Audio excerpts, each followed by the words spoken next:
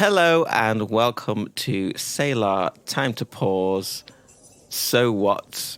On the last day of the month, not Friday anymore, the last day of the month, whatever day that might be, I am joined by the new official member of the podcast team, Gracie. Hello, Gracie. Hello, Samuel. You're okay? Yeah, very, very excited to, be part of this. Yeah. Officially. This is official. Got my full uniform on. Oh yeah. New epaulets. Yeah. Cape, white gloves. Yep, definitely.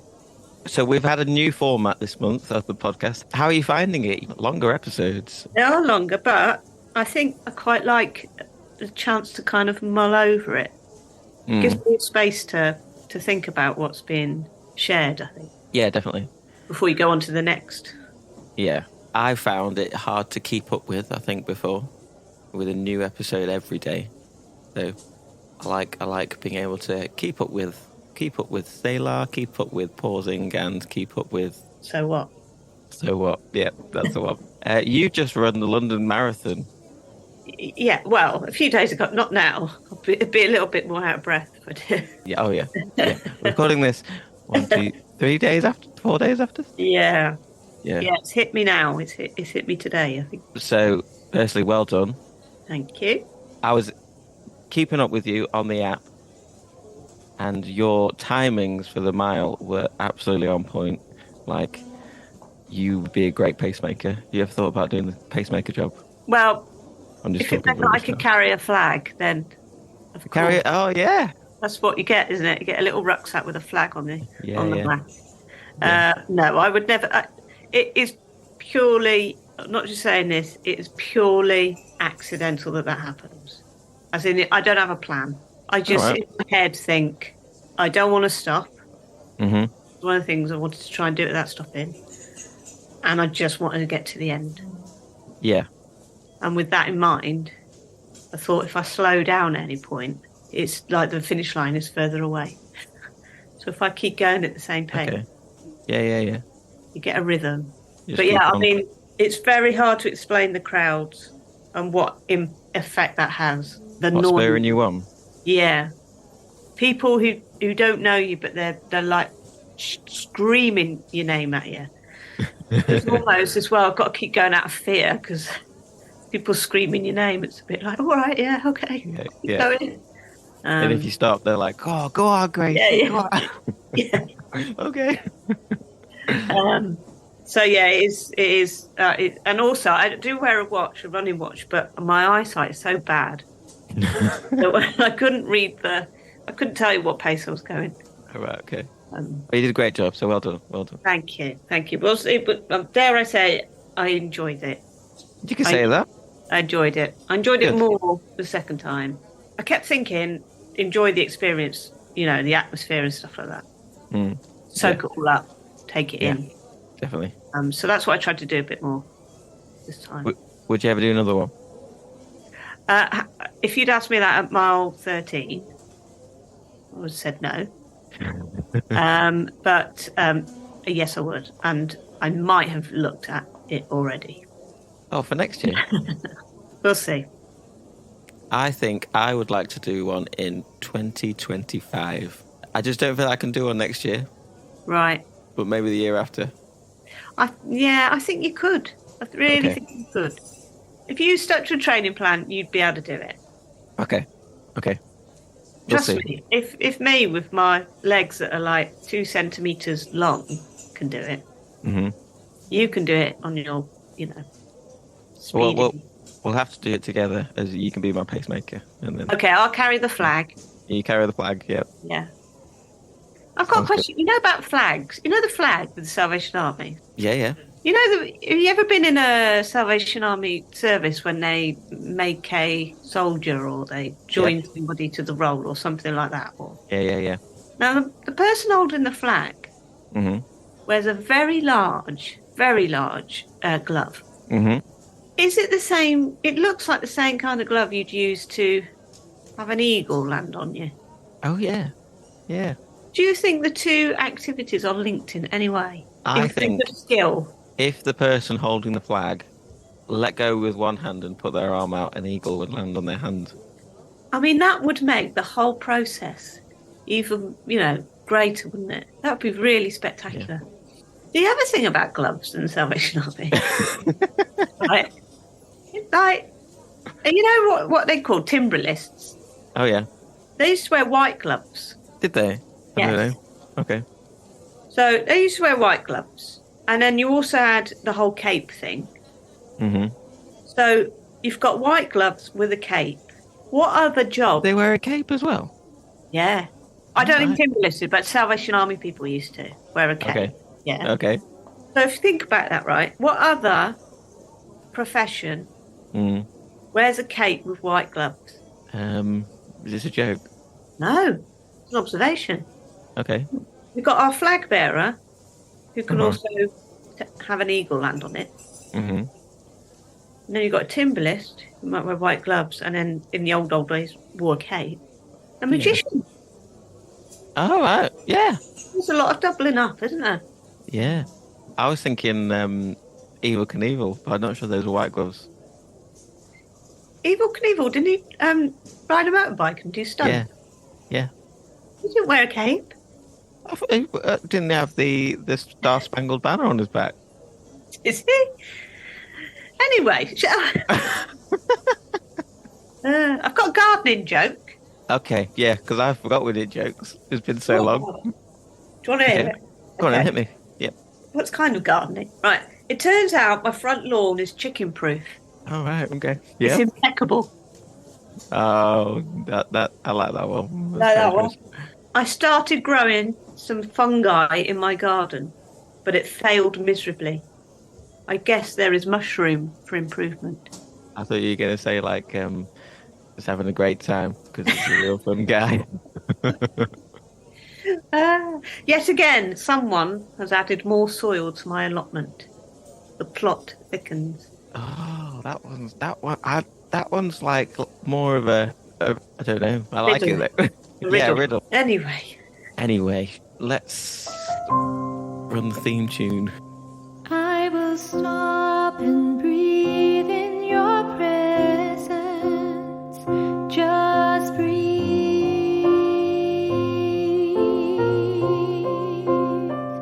Just breathe.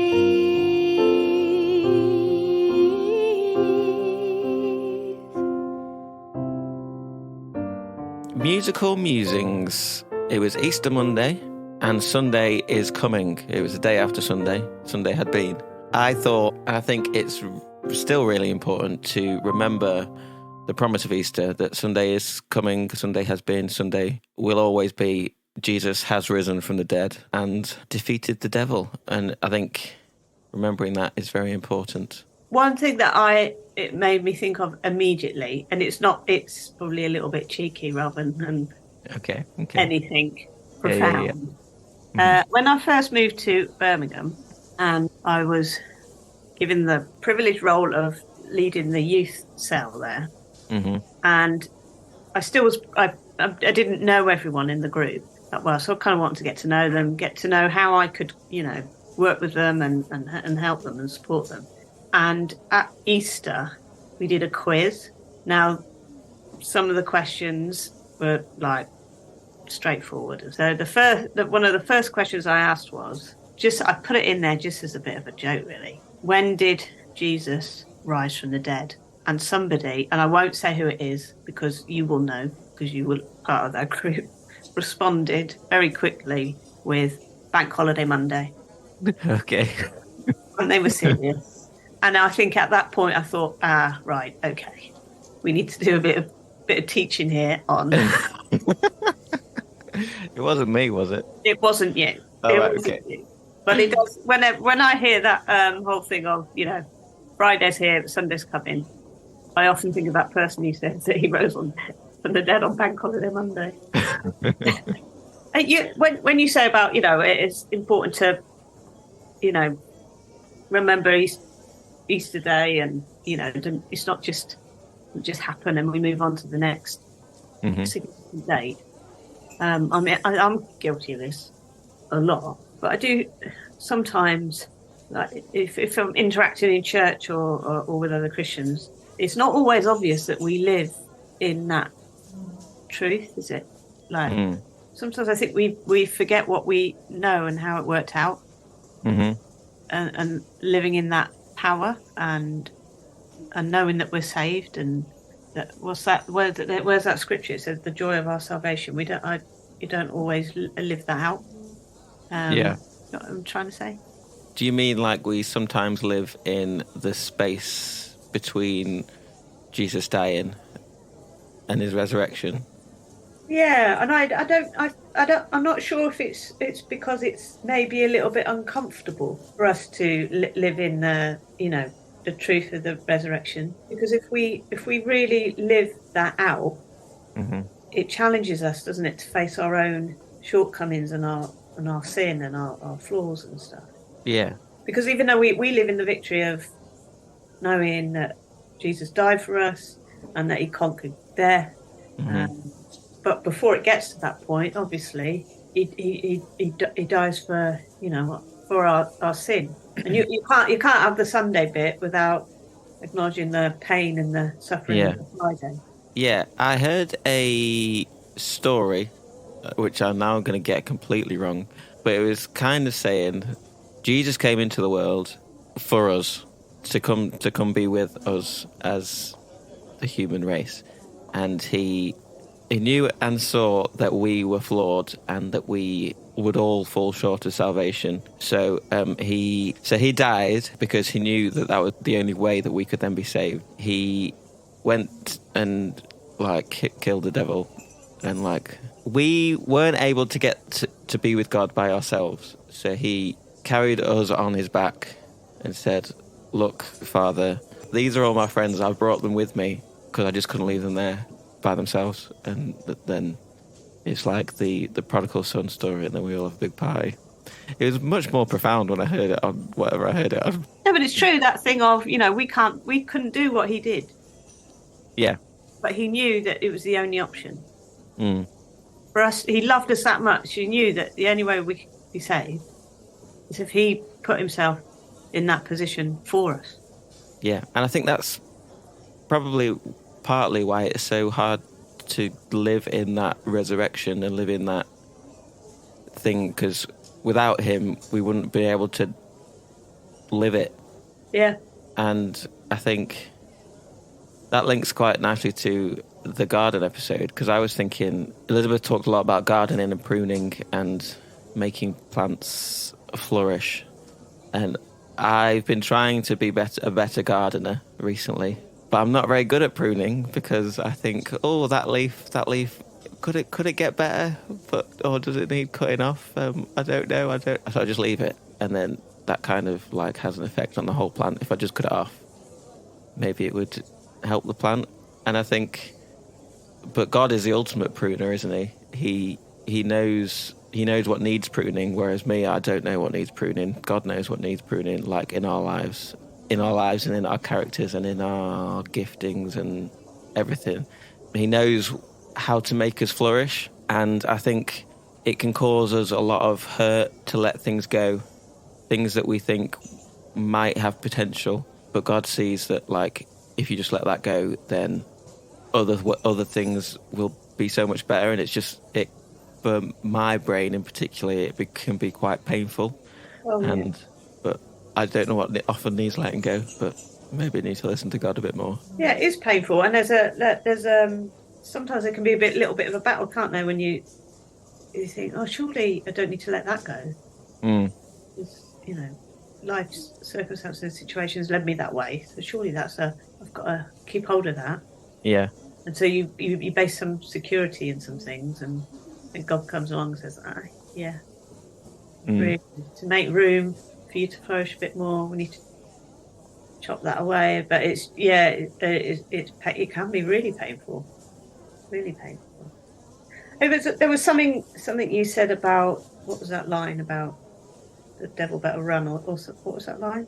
Devil, you're done, you better start running. Yeah, it reminded me of a quote that I saw which says, I'm a child of God, and if you've got a problem with that, talk to my Father. It's that whole idea that, bring it on. But Yeah. you've got your Father there that can defeat anything. And Yeah. With that, devil, you're done. You better start running. They've gone from my head again. I read a few Bible verses recently about like rooting yourself in God's word and in scripture, and through resisting temptation, that's when the devil flees, through resisting temptation. Like, if he sees that you would give in to temptation, then he'd be like, he's got something to grip hold of then. But if you resist that, then he's kind of got no grip on me. That's a song, isn't it? And through practicing resisting things, and through practicing, I think through Lent, it was really useful to spend some time thinking about like Jesus, how he resisted temptation, and how we can do the same. I really like that. I like that idea, because I guess the devil doesn't really have any other method. It's not he's not all powerful, but that whole thing of he could pick up on weakness and your vulnerabilities and try and manipulate it that way in terms of tempting you. But then if you practice a lifestyle that resists temptation, that gives you a lot of strength over the devil, doesn't it? Yeah. And like Ian said on his episode about living differently, no, it was another thing that I saw. It was about in the Garden of Eden, Adam and Eve. God made Adam and Eve in the image of himself. And then the serpent came and tried to convince them, if you eat this fruit from the fruit that they're not meant to be eating, then they'll have all the wisdom that God has. But God has already said that he's made them in the image of himself. So the devil's trying to convince them that they need something that God has already given them. So if we remember that, then remember the truth that God has put on us, and the truth that how highly God regards us, and the truth of his word, and how we should live our lives, then the devil hasn't really got a place to stand and a place to grip hold of us. It really weakens.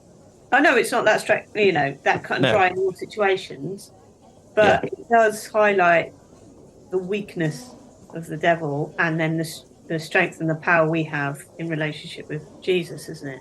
Yeah. And it does, like you said, it does take a lot of strength for us to remember that God has put those things in our lives, but because the way we're often tempted is this is the easy way out. This is much easier than anything else, but it's not better. And it reinforces that idea that then, living with what we know about Easter. It's a bit like that. This is silly, but you're far too young to know this. There used to be a campaign that said "A dog's for life, not just for Christmas." Oh yeah, no, I do know that. Yeah. You're that old. It's a bit like that whole thing of you talk about church, you'll hear Jesus not just for about Christmas, it's for life. I would suggest it's even more important about it's not just about Easter. Yeah. The love of Easter is not just for Easter; it's for every day, it's whole life. And there was two other things, if it's okay to talk about. The musical musings. I mean, I was just reflecting on. So there's a bit when the women encounter Jesus after he's been risen from the dead. You know what they do? They worshipped him, did they not? They did. They yes. did. Before that, and I think it's kind of underestimated a little bit. It says they were afraid, yet filled with joy. It's interesting that that's in the same sentence. I think I would be more, if I was honest, if that was me, I would be completely freaked out. Yeah. Understandable. But at the same time, they were filled with joy. Why were they filled with joy? Because they knew, I guess. Yeah, because they knew in their hearts that it was Jesus. It was Jesus. And then the first thing they did was worship him. Yeah. Because I think that's a very human reaction to be, because you'd be terrified. You'd be like, if your mate was dead 2 days ago. Or the day before, you think he was still dead, and then he's just stood there. And you're like, oh my goodness. Yeah. I think it's played down a bit, that whole. Yeah, definitely. Because it's not normal. No. And then they worship him. I just like that. I'm just challenged by that response. As soon as they encounter him, that he's been risen from the dead, it's that drop to the knees and worship him. Yeah. They knew who he was. Yeah. So that encouraged me. The other thing was just an observation. Okay. Which just made me chuckle a little bit. And I thought, should I really be chuckling at the resurrection? I don't think it's appropriate, but you can choose to keep this in or not, right? Okay. So in Luke, I'm going to find it. In Luke, no, not Luke, sorry, in John. So the book of John, if I've got this right, is written by, 10 points if you get this right. Just another test. Yeah? John, correct. Oh, I thought it was a trick question. Old John. And it is kind of known that John is kind of referred to as the one that Jesus loved. Yeah. Yeah? Is that the phrase I'm looking for? I think so. He's like his best mate. Yeah. Yeah. So he was referred to as that. Right. So this is a bit of the empty tomb. And I don't know if it's just because I've become a little bit obsessed with running. So first of all, Mary Magdalene went to the tomb and she saw that the stone had been removed. So she came running to Simon Peter and the other disciple, the one Jesus loved. So this is John referring to himself as the one Jesus loved, which kind of made me chuckle anyway. Yeah. So they've just got this news, and she says, they have taken the Lord out of the tomb, and we don't know where they've put him. So Peter and the other disciple, as in John, referring to himself. So Peter and the other disciple started for the tomb. Both were running, but the other disciple outran Peter and reached the tomb first. Yeah.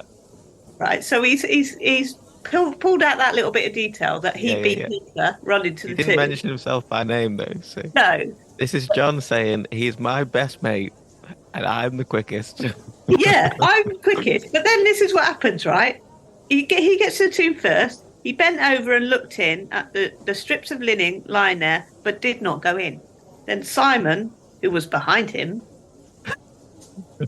he arrived and went into the tomb, right? So that all happens. And then, so Simon Peter goes in the tomb and sees, right? And then in verse 8, finally, the other disciple, who had reached the tomb first, also went inside. It's like... But in that, I was looking, and then I looked through the other kind of retelling of that bit. Nobody mentions who ran and who got there first, and it doesn't make any difference to the actual situation. No, in the others, does it say that John is the one that Jesus loved? I don't know. I'd have to look at that. Or is it just John that says that? I don't know. But that really kind of fascinating that he had to add those details. That he ran. You got there first. Yeah. I think if I was John, if that was me, and I was telling that story, I think those are details I would add if I'd won the race as well. Very subtly.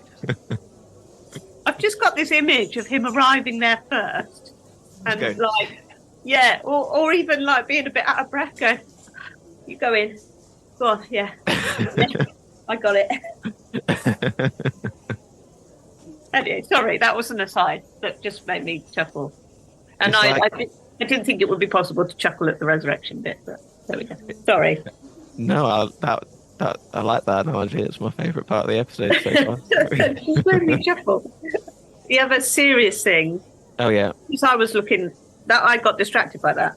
But one of the things that kind of emphasised the whole Easter thing for me was that, so I was looking at John 16:24. It says, in this world you will have trouble, but take heart, I have overcome the world. Right, so it's that. And I was thinking about that leading into what Ian talks a lot about, the fact that we're not promised an easy, stress-free life, but we have got what we need in Jesus to overcome those things. Yeah. Yeah. So, we, you know, it doesn't say in this world you might have trouble. Some of you will, some of you won't. It says we will have trouble, but take heart, I have overcome the world. Yeah, definitely. Yeah. Yeah. And I think we're going to be with Ian pondering on that for a while with Job. And I was thinking all the way through his episode, oh, poor lad Job. He lives a good life, but yeah, he's got all this hardship to go through, and like, Yeah. And he's for such a little name, he's got like the weight of the world on him, isn't he? 3 letters in his name, and he has a massive amount of suffering. yeah, Poor little Job. yeah. Part of me is looking forward to spending some time with Job, but also expecting to be challenged a lot by that. Yeah. Job was such a good servant of God, but yet went through so much trouble. Like, And it wasn't like, it was all areas of his life, wasn't it? It wasn't not just, but he didn't just have family issues. There was physical afflictions, there was work, you know, lack of money, breakdown in relationships, and great amount of suffering. yeah, But he stuck to it. But I think what I like about Job is his honesty. He didn't just take it going, do you know, sometimes you hear a thing of, oh, I'm suffering a bit, so it must mean I'm doing something good. You ever heard that? Or, you know, Christians can sometimes say that, you know, oh, it's difficult at the moment, but that must be that we're making the devil a bit cross. Yeah. Right, so he just kept it. And I like the fact that Job doesn't kind of go down quietly. Oh yeah. He shouts a lot, doesn't he? And yeah, he asks questions. Yeah, which is understandable. And I think you say he asked questions, but yet he still followed God and like worshipped God. And I think in a way, I just thought this: we owe it to Job as a person, like when we go through hardships in our lives, that we still praise God through it all. Like, I don't think that the hardships we go through I hope and I pray the hardships we go through won't be quite like what Job had to go through in the length of time that Job had to go through them, but he kind of like still stuck to it. So hopefully if we remember that and live like Job, what he went through won't have to be for nothing. Yeah. It's almost like he reaches a point where it's like he's brutally honest with God. Also, I can't take this anymore. Why are you doing this? Why are you doing this? But then he then always trusts him. Anyway. Which is massive. It is huge, isn't it? Yeah. I don't know that it's a real challenge, that. Yeah, definitely. I mean, I've had situations where I've been really, really dark places where I've struggled. I've got really angry at God and shouted. And then I remember there was a time where there was a lot going on. I had quite a lot of loss happen all in a space of about 6 months. Lost my job and all that. It was just relentless. And I was really trying to, whatever happens, just keep worship going, keep Jesus in the picture and stuff. I'd get really, really angry. And I remember messaging a friend of mine who I respect in terms of Christian faith and stuff like that. And I remember feeling quite guilty, saying, I've been really angry at God, and that's not good. It's not. I remember just saying, look, I'm going to be really honest with you. I've been really angry at God. I've shouted at him, and I can't see a way out. And she messaged me back and said, God can handle it. He'd rather you were honest, and you open your heart to him. And she said, you might not get the answers now, but don't hold back, because God can handle it. Yeah. And that's not to say then that, that's all I did then was shout at God. But it was like, oh, okay. All right, this is a process. God's not going to shun me just because I've got angry with him. Yeah. And I guess the fact that the book of Job is in the Bible is kind of like God reinforcing that point, saying, don't feel bad for shouting at me.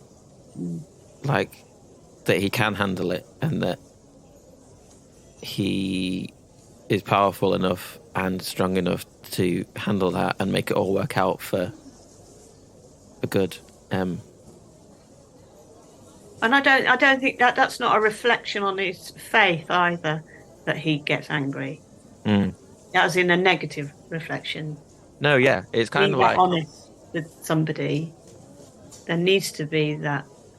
Yeah, That faith. because to get angry with somebody and still love them is kind of like how shows the relationship that they had. That was okay. Like, doesn't matter how angry that he got at God, because their relationship was so strong. God knew the love was there, and kind of God knew that. And does that make sense? Yeah, it does. I think also that it's the book of Job and his story. It also emphasizes that, you know, we can't change things that happen to us or around us, but we can affect what happens in us. Do you know what I mean? Or how we respond. Yeah. So I think that's that hit home to me a little bit, that, you know, we can't change what happens to us, but we can impact how we respond to those situations. Yeah. And, you know, that's where a strong relationship with God is reflected even in the hardest, biggest challenges. Do you see what I'm saying? Yeah. Yeah. Yeah, definitely. Oh, sorry. There's one other thing about Job. See, just thinking about that thing of... yeah, go on. It was a quote I found. So I don't know who said this. Okay. I can't give them credit, I'm afraid. Okay. So whoever said this, it obviously struck me that God only uses those who fail because there's no other kind of people around. Yeah. Which we're all flawed. Yeah. Yeah. But that doesn't stop God being able to work in us and through us. And, yeah.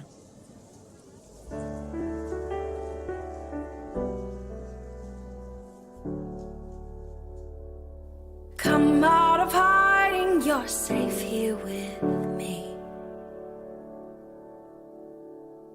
There's no need to cover what I already see. You've got your reasons, but I hold your peace. You've been on lockdown and I hold the key. 'Cause I loved you before you knew what was love, and I saw it all. Still I chose the cross, and you were the one that I was thinking of when I rose from the grave. Now rid of the shackles, my victory's yours. I tore the veil for you to come close. There's no reason to stand out of distance anymore. You're not far from home, and I'll be your lighthouse when you're lost at sea. And I will illuminate everything. No need to be frightened by intimacy. No, just throw off your fear and come running to me. Oh, 'cause I loved you before you knew what was love, and I saw it all. Still I chose the cross, and you were the one that I was thinking of when I rose from the grave. Now rid of the shackles, my victory's yours. I tore the veil for you to come close. There's no reason to stand out of distance anymore. You're not far from home. You're not far from home now. Keep on coming.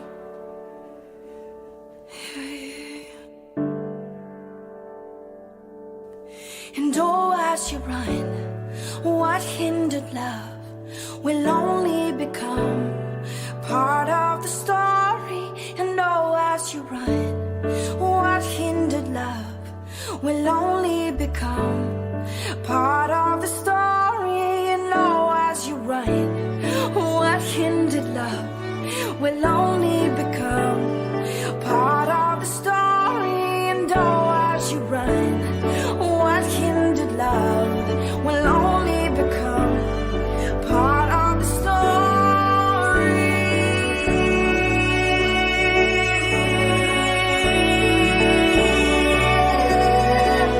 Baby, you're almost home now.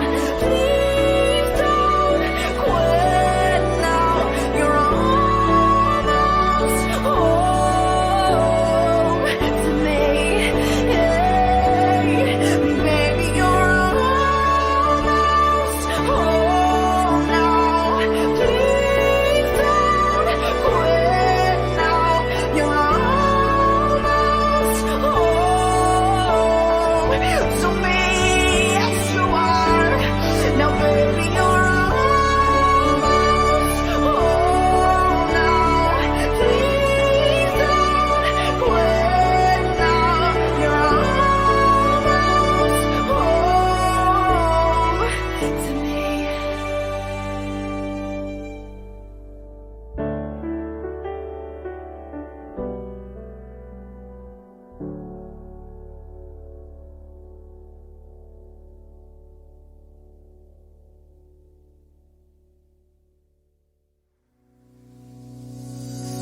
Hello, this has been Selah Time to Pause, a podcast from Plexus Salvation Army, an online church in the UK.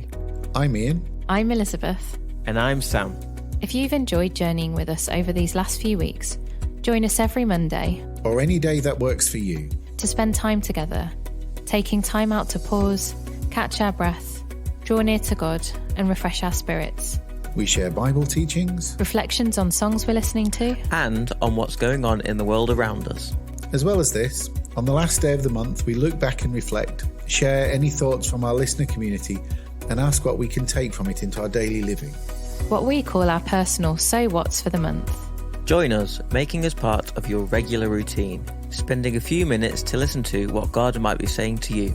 Find us on your favourite podcast streaming service On Facebook, Or YouTube. by searching for Selah. that's SELAH. Time to pause.